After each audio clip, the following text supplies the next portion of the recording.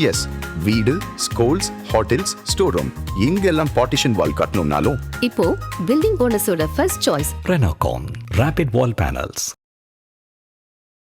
குடும்பம், வாக்கு, தனம் என்று சொல்லக்கூடிய 2ஆம் இடத்துல சனி. வெறும் சனீஸ்வரர் இல்லை, செவ்வாயோடு சேர்ந்து சனி. பயணத்தில் மிக கவனமாக இருக்கணும். ஏன் சார் நல்லா இருக்கீங்களா கேட்டாலே பிரச்சனை வந்துடும். உங்கள் வேலை என்னவோ அது வந்து பாருங்கள். நான் ஜென்ம சனி முடிஞ்சிருச்சு, இனி பிரச்சனை எல்லாம் கிடையாதுன்னு சொன்னாங்களே சார். சொல்கிறீங்களே ஒழிய அந்த வாக்கில் சனி இருக்குல்ல, நாக்கில் சனி இருக்க, நல்லா இருக்கீங்களா அப்படிங்க, அது ஒரு பிரச்சனை. ஐயோ நான் என்னையா கேட்டேன், நல்லா இருக்கேன் தானே கேட்டேன், அது ஒரு இல்லை, நீ வந்து ஒரு ரிதமில் கேட்ட, நெக்கில் கேட்ட நல்லா இருக்கியான்னு அப்படின்னு அவங்களா ஒரு கற்பனை. பாவம், இவங்களை பொறுத்த வரைக்கும் மிக கவனமாக இருக்கணும். வேற்று மொழி இனத்தவர்களால் பிரச்சனை, வம்பு வழக்குகள், கோர்ட்டு கேஸுன்னு வந்தே தீரும். முடிஞ்ச வரைக்கும் ஜாமீன் கையெழுத்து போடுற பொறுப்புள்ள உத்தியோகத்தில் இருக்கிறவங்க கொஞ்சம் டாக்குமெண்ட்டை படித்து சைன் பண்ணுங்கள். லோன் வாங்குறீங்க, அது வாங்குறீங்கன்னா பேங்க் அந்த டீட்டெயில் எல்லாம் படிச்சுட்டு கையெழுத்து போடுங்க. இஎம்ஐ கட்ட முடிகிற அளவுக்கு லோன் வாங்குங்க. ரொம்ப அகலக்கால் வைக்காதீங்க. ஒரு கடனை அடைக்கிறதுக்கு இன்னொரு கடனை அடைக்காதீங்க.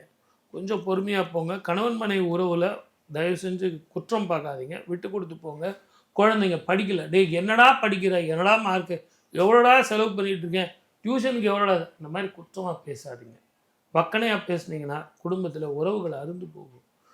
ஒரு வருஷம் பொறுமையாக இருங்க, வாக்கு கட்டுப்படுத்துங்க. கும்பராசி நேயர்களுக்கான பரிகாரம்னா என்ன சொல்லலாம் சார்? ஏங்க, ராஜாதி ராஜன்லாம் வந்து மண்டி போட்ட இடம் திருநள்ளாறு. நீங்கள் போனீங்கன்னா உங்களை மாத்திரம் அவர் ஏற்றுக்க மாட்டாரா என்ன? அருட்கடாட்சம் கொடுக்கத்தான் செய்வோம். சனீஸ்வரரை பார்த்தா உங்களுக்கு கடாட்சம் இல்லைன்னா சொல்ல போகிறார். கண்டிப்பாக போயிட்டு வாங்க. திருநள்ளாருக்கு போயிட்டு உங்கள் வயதுக்கு ஏற்ப தீபம் போட்டு வஸ்திர தானம் செஞ்சுட்டு, உங்களால் முடிஞ்ச வரைக்கும் அங்கே தானம் தான், அதுலேயும் உடல் ஊனமுற்றவர்களுக்கு தானம், அன்னதானம். தயவு செஞ்சு கடையில் விற்கிறேன்னு சொல்லிட்டு ரெடிமேட் அன்னத்தை வாங்கி கொடுக்காதீங்க. நல்ல ஹோட்டலில் கூப்பிட்டு போயிட்டு அவங்களுக்கு வாங்கி கொடுங்க. அந்த அன்னதானம் உங்கள் பேரும் புகழும் உங்கள் குடும்பமும் செழிக்கும். முடிஞ்சால் காசி, கயா, ராமேஸ்வரம் பிண்ட தானம் கொடுத்துட்டு வாங்க மூதாதையர்களுக்கு. அது மலை போல வர்ற பிரச்சனைகளுக்கு பனி போல தீர்வு கிடைக்கும். வாழ்க வளமுடன். All the best. புருஷ தத்துவத்தின் 11வது ராசி. இத்தனை நாளும் நன்றாகத்தானே இருந்தது, இப்போது என்ன ஆனது? என்னென்னா 5ஆம் இடத்தில் குரு சஞ்சரிப்பது பெரிய யோகங்க, புரியுங்களா? 5, 7, 9, 11 பெரிய யோகம். இப்போ 5ஆம் இடத்துல சஞ்சாரம் பண்ணிகிட்ருக்கார். இவர்களை யார் காப்பாற்றி கொண்டிருப்பது என்றால், 7ஆம் இடத்துல கேது, ஜென்மராசிக்குள்ள ராகு, 2ஆம் இடத்துல சனி, புரியுங்களா? பெரிய கிரகங்கள் எல்லாம் எதிர்மறையாக இருக்கின்ற போது 5ஆம் இடத்துக்கு குரு தான் பாதுகாத்துட்ருக்கார். இப்போது 5ஆம் இடத்துக்கு குரு 6ஆம் இடத்துக்கு போக போகிறார் மே 28ஆம் தேதி. 6ஆம் இடத்திற்கு குரு சஞ்சரிக்கின்ற போது போகின்ற போது என்னாகுன்னா, உடல் ரீதியாக சங்கடம் ஏற்படும், மறைமுக தொல்லைகள் அதிகரிக்கும், எதிர்ப்புகள் உண்டாகும். நல்லா பழகிட்டு இருப்பான், உங்களை எதிர்ப்பை கடை வைப்பான், புரியுங்களா? இப்போ யார் எப்படி சொல்ல முடியாது இல்லைங்க, சூழ்நிலை வந்து மாற்றிட்டு ஆளுங்களை.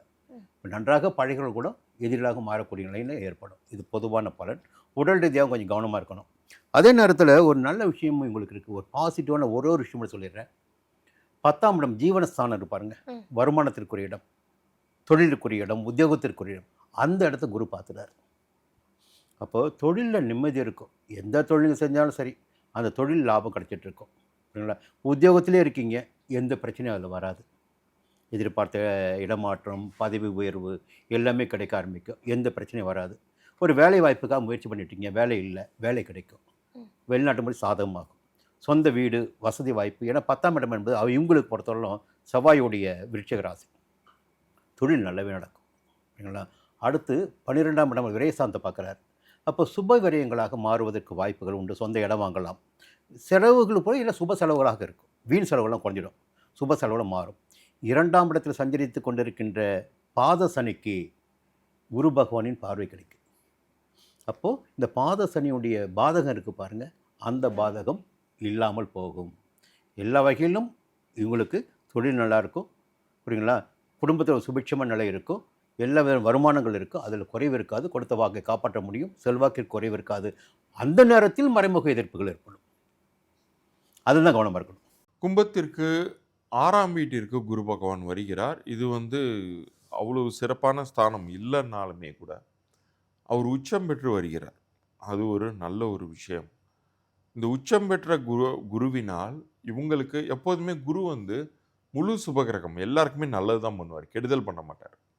அந்த வகையில் பார்க்கும்போது நிச்சயம் வந்து இவர்கள் வந்து நல்லது கொஞ்சம் கம்மியாகுமே ஒழிய, ஏன்னா ஏற்கனவே அவங்களுக்கு 7.5 சனியிலேருந்து அவங்க முழுசாக விடுபடலை.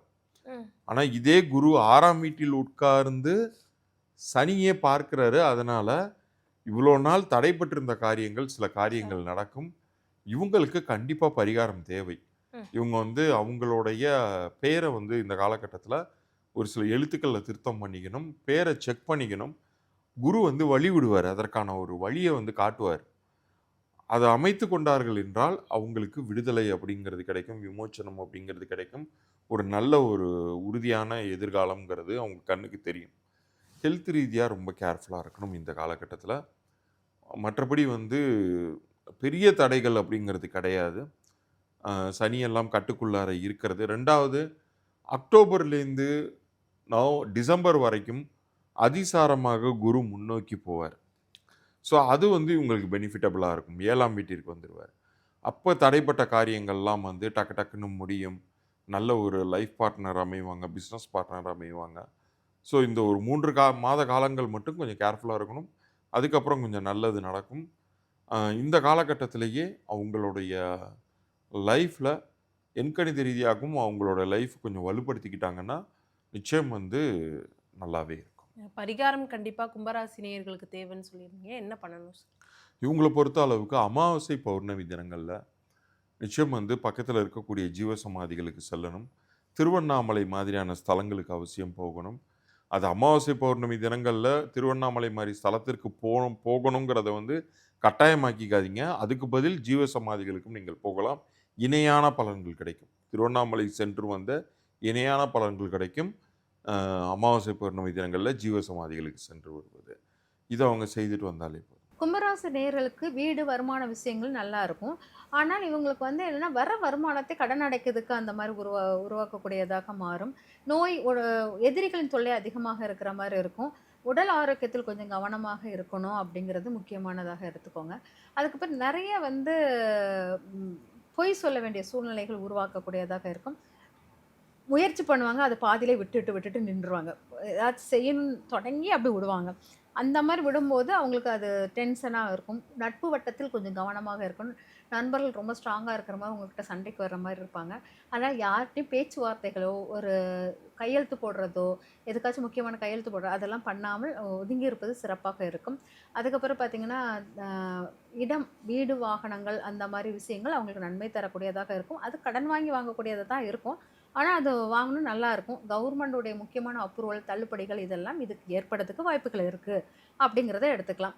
அப்புறம் தந்தையால் அனுகூலமான இடமாக இருக்கும். தாயும் அவங்களுக்கு நல்ல சப்போர்ட்டாக இருக்கிற மாதிரி இருக்கும். கும்பராசி நேயர்கள் செய்ய வேண்டிய பரிகாரம்னா என்ன சொல்லலாமா? கும்பராசிக்கு வந்து ஸ்ரீ ரங்கநாதர் வழிபாடை எடுப்பது சிறப்பாக இருக்கும்.